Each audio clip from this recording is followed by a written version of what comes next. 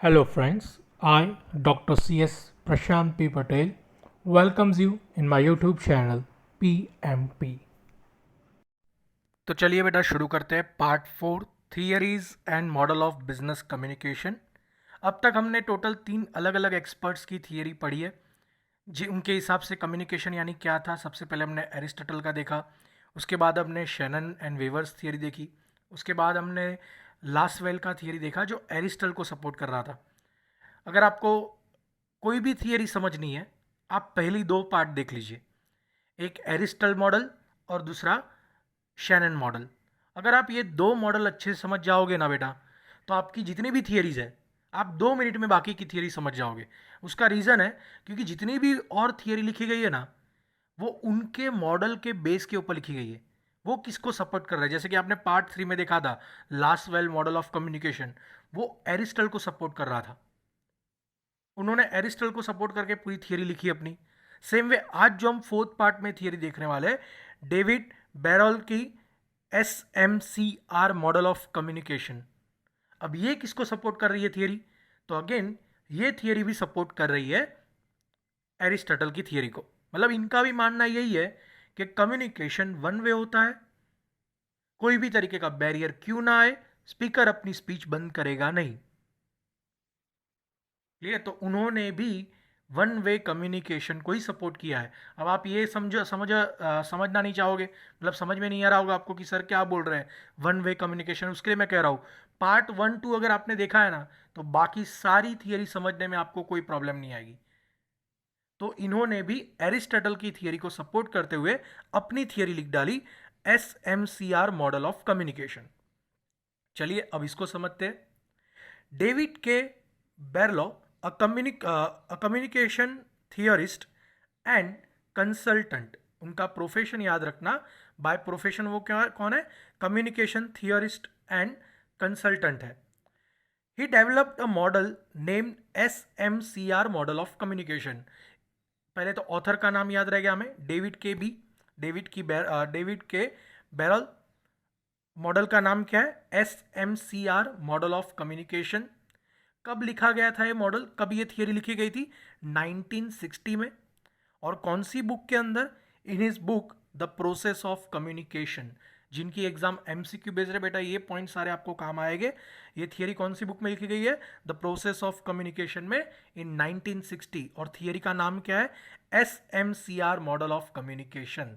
उन्होंने उसका नाम रखा है SMCR मॉडल ऑफ कम्युनिकेशन, जो काफ़ी ज़्यादा फेमस भी है, David SMCR model of communication के नाम से। He described factors affecting the individual components in the communication, making the communication more efficient. उन्होंने कहा कि मेरी थियरी जो है efficient कम्युनिकेशन को सपोर्ट करती है और ज़्यादा अच्छे से।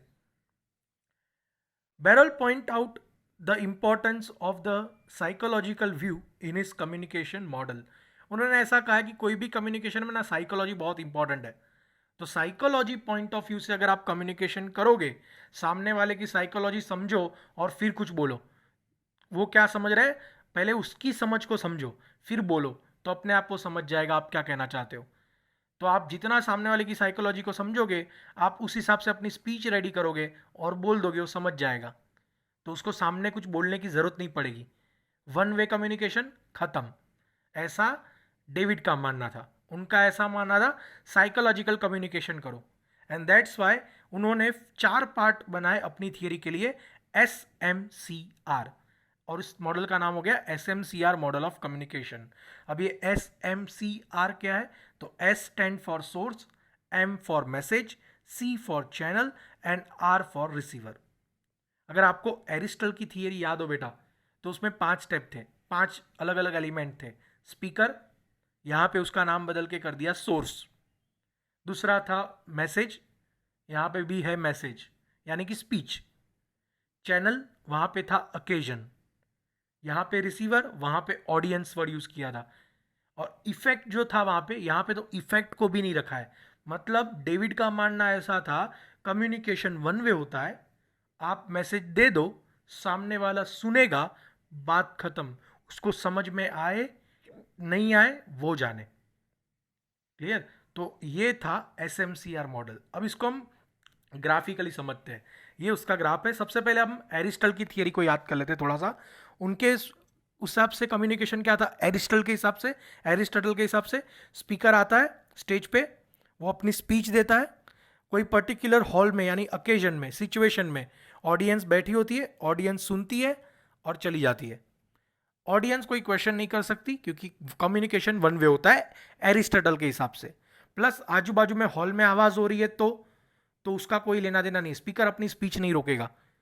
बैरियर्स को इग्नोर करो, स्पीच देते रहो, ऑडियंस को समझ में आए तो ठीक है, नहीं आए तो जाए। सेम वही थियरी इन्होंने बनाई, बस उन्होंने ये 5 जो है स्पीकर, स्पीच, अकेजन, ऑडियंस और इफेक्ट, उसमें से उन्होंने इफेक्ट को निकाल दिया। किसने? डेविड ने सिर्फ 4 एलिमेंट रखे। सोर्स यानी कि स्पीकर, दूसरा एलिमेंट मैसेज यानी कि स्पीच, थर्ड एलिमेंट चैनल यानी कि सिचुएशन, और चौथा है रिसीवर यानी कि ऑडियंस। उन्होंने इफेक्ट को भी ध्यान में लिया नहीं है। हाँ, बस उन्होंने ये कहा है कि जब भी स्पीकर स्पीच दे तो ये सब चीज़ें इंपॉर्टेंट रहती है। सुनने वाला क्या करेगा, बोलने वाला क्या करेगा, तो हम इसको ही डिटेल में समझने वाले इस थियरी के अंदर। तो चलिए, अब ग्राफिकली तो हम समझ गए कि भाई 4 चीज़ें इंपॉर्टेंट है यहाँ पे, स्पीकर, स्पीच, सिचुएशन और ऑडियंस। बस यहाँ पे नाम अलग है, नाम बेटा याद रखना। हर एक थियरी में कंसेप्ट सेम है, बस उन्होंने कंसेप्ट को अलग अलग नाम से समझाया है। अगर आप नाम याद नहीं रखोगे मेन थियरी के अंदर, उनकी थियरी के हिसाब से उनका नाम क्या है, तो आपको उसके मार्क्स नहीं मिलेंगे। और एमसीक्यू वाले स्टूडेंट्स जितने भी है उनको तो पर्टिकुलर नाम याद रखने पड़ेंगे अपनी थियरी के हिसाब से। अब थियरी को समझते हैं। एसएमसीआर में सबसे पहला है एस। डेविड की थियरी में सबसे पहले जो मेन पर्सन है दैट इज स्पीकर, स्पीच देने वाला, सेंडर। वो बहुत अच्छा होना चाहिए, मतलब उसके अंदर ये सारी चीज़ें होनी चाहिए। पहला, कम्युनिकेशन स्किल, वो इतने अच्छे से बोले ना कि सामने वाले को समझ में ही आ जाए, उसको कोई डाउट ही ना हो। डाउट होगा तो कम्युनिकेशन 2 वे होगा ना, हम 1 वे में ही ख़त्म कर देंगे। He must be talented, how to speak he knows. दूसरा, एटीट्यूड, बोलने वाला सामने कैसा ना वो भी मैटर करता है। अगर उसकी बात में एटीट्यूड दिखे ना, मतलब जैसी स्पीच वैसा उसका एटीट्यूड, ऐसा नहीं कि जोश में ही छाती तान के ही बोलेगा, स्पीच के हिसाब से उसका एटीट्यूड होगा, दैट मैटर्स। अगर स्पीच एग्रेसिव है, attitude aggressive. Speech sad news के लिए, एटीट्यूड सैड वाला। मतलब एटीट्यूड स्पीच के हिसाब से आपका मैच होना चाहिए, तो ऐसे लोगों को सुनने में और मज़ा आता है, ऑडियंस को पसंद आएगा। नॉलेज, जो पर्सन स्पीच दे रहा है ना वो टोटली नॉलेजेबल होना चाहिए। नॉलेजेबल मतलब उस वो जो स्पीच दे रहा है ना जिस कंटेंट पे, एटलीस्ट उस कंटेंट का उसको नॉलेज होना चाहिए। तो उसमें वो है ना, जो बोलने के तरीका होता है ना वो बदल जाता है, वो अच्छे से बोल पाएगा, लोग समझेंगे। क्लियर? तो ये चीज़ भी स्पीकर के अंदर होनी चाहिए। सोशल सिस्टम, भाई उसको सारी लीगलिटी पता होनी चाहिए, कुछ गलत ना बोल दे ताकि कुछ गलत मीनिंग निकले और कोई कानून ब्रेक हो जाए, क्योंकि ये बिजनेस स्पीच है। कुछ भी गलत बोल दिया, 2-4 जन अपोज कर लेंगे, फालतू में कोई पॉलिटिकल इशू क्रिएट हो जाएगा। तो ऐसा कुछ नहीं करना है, आपकी स्पीच सोशल सिस्टम्स को ध्यान में रख के करनी है। एंड लास्ट, कल्चर, कल्चर भी मैटर करता है। आप अपनी स्पीच को किसी भी कल्चर को इफेक्ट मत होने दो, क्योंकि कल्चर इश्यूज भी बहुत बड़े होते हैं। प्लस आपकी ऑडियंस कौन सी लैंग्वेज को समझ रही है उस लैंग्वेज में आप बोलो। आप गुजरात में हो तो गुजराती में स्पीच दो, महाराष्ट्र में तो मराठी में दो। अपनी रीजनल लैंग्वेज जितनी ज़्यादा यूज़ करोगे ना, कल्चरल लैंग्वेज, वो ज़्यादा और इफेक्टिव होगी, ऑडियंस को और ज़्यादा पसंद आएगी। तो ये सारी चीज़, अगर आपके ये सारी टैलेंट एक स्पीकर के अंदर है ना, और होना ही चाहिए अकॉर्डिंग टू डेविड, ये सारे टैलेंट स्पीकर के अंदर होने चाहिए अगर कम्युनिकेशन करना है तो, क्योंकि स्पीकर ही तो मेन है। अगर उसके अंदर टैलेंट नहीं होगा तो बात ही खत्म हो गई। तो स्पीकर मैटर करता है। चलिए, स्पीकर को आपने सॉर्ट आउट कर दिया, आप अपना बेस्ट स्पीकर लेके आए जिसके अंदर ये सारे टैलेंट है। अब सेकेंड चीज पे ध्यान दीजिए, मैसेज। वो जो बोलने वाला है ना, स्पीच आधा घंटा या 1 घंटा जो भी कम्युनिकेशन करने वाला है, उसमें ये सारी चीजें होनी चाहिए। पहला, content, cut to cut content होना चाहिए। एक्स्ट्रा लवारे नहीं करने की कि 2-3 घंटे, आधे घंटे की स्पीच 2-3 घंटे की हो जाए, सामने वाले बोर हो जाएंगे। कंटेंट एकदम मस्त होना चाहिए। Elements, short, point two point, कोई चीज़ एक्स्ट्रा नहीं, मतलब जो बोलना है वही बोलना है। उसके रिलेटेड अगर कोई कंटेंट ऐसा है जिसको डिटेल में समझाना पड़ेगा तो उसको डिटेल में जाके समझाओ। कोई कंटेंट ऐसा है कि उसका नाम बोल के ख़त्म हो जाएगा। एलिमेंट्स बहुत मैटर करते हैं। एलिमेंट मेन की पॉइंट्स है आपकी स्पीच के। वो की पॉइंट पे आपको स्टिक रहना है, उसी रिलेटेड आपको बातचीत करनी है। ट्रीटमेंट, आप अपने भाई जेस्चर बदलो। अगर आप कोई सैड न्यूज़ दे रहे हो तो आपका फेस का जेस्चर बदलना चाहिए। आप एग्रेसिव स्पीच दे रहे हो तो आपका जेस्चर बदलेगा। जैसा टोन वैसा जेस्चर। तो आपका मैसेज और आपका जेस्चर मैच होना चाहिए। स्ट्रक्चर, भाई स्पीच का जो स्ट्रक्चर है ना वो प्रॉपर होना चाहिए। ऐसा नहीं कि भाई आगे पीछे कोई भी स्ट्रक्चर होगा। स्पीच जहाँ से शुरू हो रही है फिर धीरे धीरे पेस पकड़ेगी, फिर स्पीच खत्म होगी, लास्ट में थैंकिंग नोट आएगा। ये होती है प्रॉपर स्पीच, शुरुआत से अंत तक। ऐसा नहीं कि आगे पीछे कभी फ्लैशबैक में चले गए, कभी ये। कुछ लोग कैसा होता है, स्पीच देने खड़े होते हैं फिर आगे पीछे करते रहते हैं, स्पीच पूरी बोरिंग हो जाती है। भाई पहले से ही स्पीच बना के रखो ना स्ट्रक्चर की, पहले मैं ये बोलूँगा, फिर ये बोलूँगा, फिर ये बोलूँगा, फिर स्पीच खत्म हो जाएगी। स्ट्रक्चर रेडी होना चाहिए। बिना स्ट्रक्चर के जाओगे सब बह जाएगा। कोड, भाई जहाँ पे आपको लगे ना कि आपकी स्पीच के अंदर वीडियो दिखाने जैसा या फोटोज़ दिखाने जैसे, तो वो भी आप रखो। क्योंकि विजुअल इम्पैक्ट कुछ और ही कर देती है, स्पीच को एक अलग लेवल पे लेके जाती है। तो आपका जो भी स्पीच है ना उसमें ये सारी चीज़ें होनी चाहिए। आपके मैसेज के अंदर स्पीकर का जो मैसेज है उसमें इसमें से कोई भी चीज़ इन्वॉल्व करनी हो करिए। तो स्पीकर के अंदर तो टैलेंट होना ही चाहिए, स्पीच में भी दम होना चाहिए, उसमें भी पावर होना चाहिए। स्पीकर और स्पीच अगर दोनों ही पावरफुल होगी ना, ऑडियंस समझेगी और वन वे कम्युनिकेशन में ही सब कुछ खत्म हो जाएगा। ऐसा मेरा मानना नहीं है, डेविड का मानना है अपनी थियरी के हिसाब से। क्योंकि उनके हिसाब से कम्युनिकेशन वन वे होता है। इतना अच्छा कम्युनिकेशन दो कि सामने वाला क्वेश्चन ही ना करे। फिर आता है चैनल। अपनी बेस्ट जगह पे लोगों को बिठाओ। जैसे कि हियरिंग, आपका समझो आप कम्युनिकेशन अलग अलग जगह पे हो सकता है, फ़ोन पे हो सकता है, मल्टीमीडिया हॉल में हो सकता है, या कोई पर्टिकुलर डिपार्टमेंट में हो सकता है, एज यू विश। तो अगर आपने समझो हॉल में रखा है अपना स्पीच देने का प्रोग्राम, तो पूरे हॉल में आवाज़ कोने कोने तक जानी चाहिए। उसकी तैयारी आपको रखनी है, और वो भी क्लियरली। तो ही तो सामने वाले को सुनाई देगा और फिर वो कोई क्वेश्चन नहीं करेगा। सिंग, आप सबको दिखने चाहिए हर जगह से, प्रॉपरली आप विजिबल होने चाहिए। आप कोई कोने से स्पीच दे रहे हो ना, तो चाहे लास्ट में बंदा क्यों ना बैठा हो या फर्स्ट पे बैठा हो, सभी को आप क्लियरली दिखाई देने चाहिए। क्लियर, क्योंकि आप स्पीच दे रहे हो, कहाँ से दे रहे हो वो भी तो पता होना चाहिए लोगों को। अगर आप दूर से दिख नहीं रहे हो तो बड़ी बड़ी स्क्रीन्स लगा दीजिए, ताकि लास्ट वाले स्क्रीन पे आपको देखेंगे। थिएटर जैसा कुछ पर्दा डाल दीजिए, या पीपीटी जैसा आप पर्दा डाल दीजिए, वहाँ पे लोग आपको देखेंगे। और आपका साउंड तो पूरे हॉल में आ ही रहा है, तो आपकी विजिबिलिटी भी होनी चाहिए, आपकी हियरिंग भी होनी चाहिए। ऐसा आप प्लेस सिलेक्ट करो। टचिंग, अगर जहाँ पे आपको लगे कि भाई आप स्टेज पे नहीं चढ़ के किसी के साथ हाथ मिला के बात एग्जाम्पल देना चाहते हो, तो अलाउ करिए।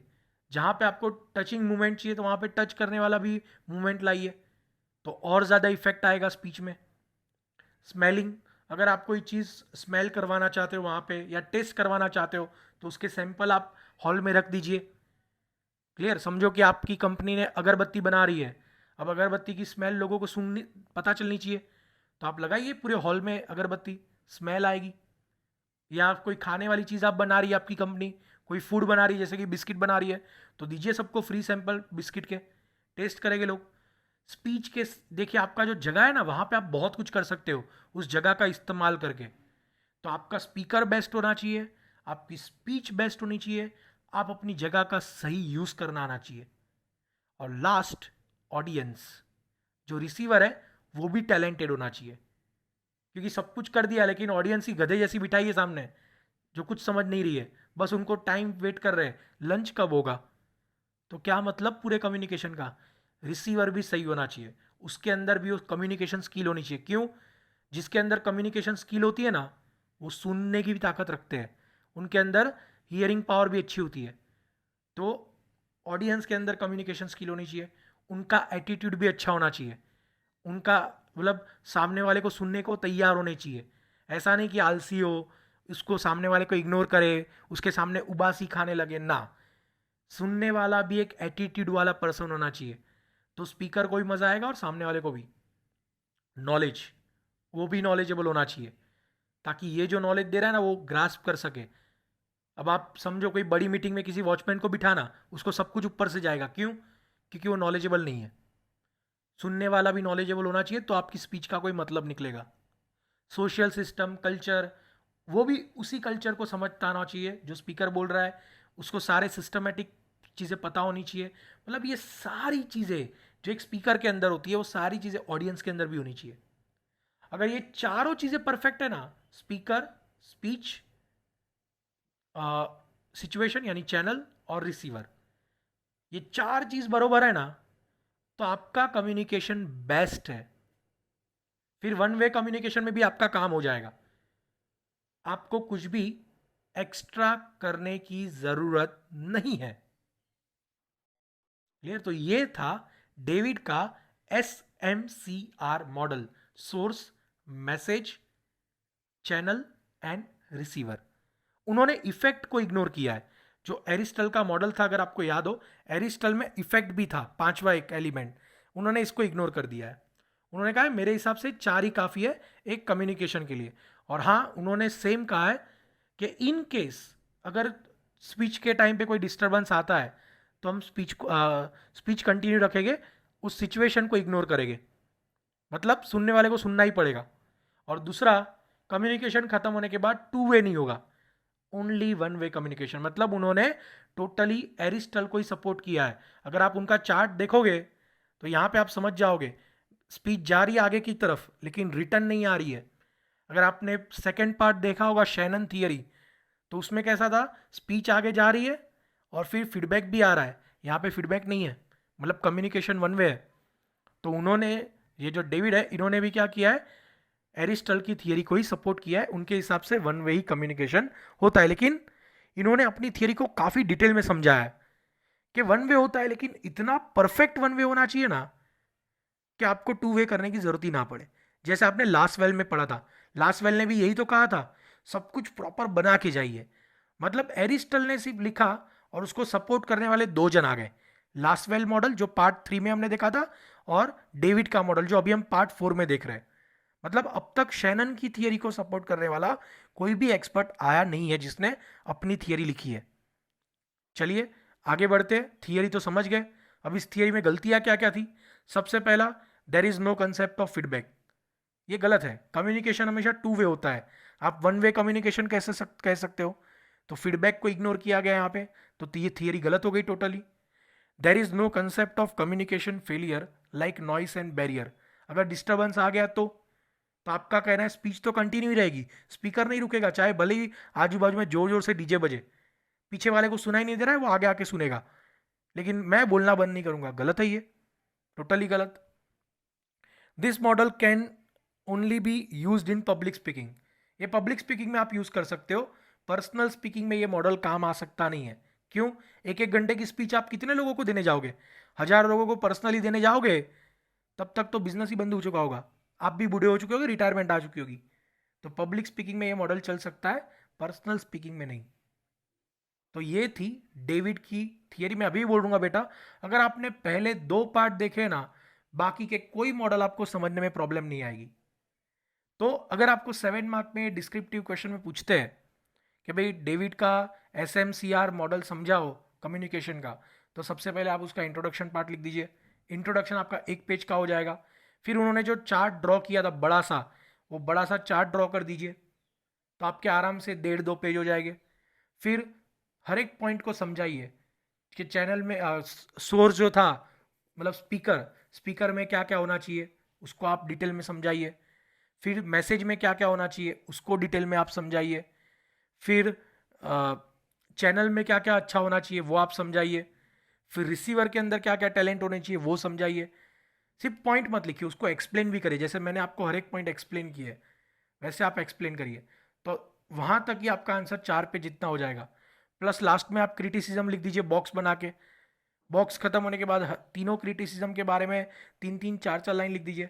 आपका आंसर आराम से 4.5 पेज जितना तो हो चुका होगा, अगर आपकी डिस्क्रिप्टिव एग्जाम है तो। MCQ एग्जाम है तो एंड में आपको MCQ क्वेश्चन एक साथ मिल जाएंगे, सारे पार्ट, सारी थियरीज खत्म होने के बात। तो बेटा अगर वीडियो पसंद आया हो तो चैनल को सब्सक्राइब ज़रूर करिएगा, हो सके उतना वीडियो को शेयर करिए और लाइक करना मत भूलिएगा। Thank you so much.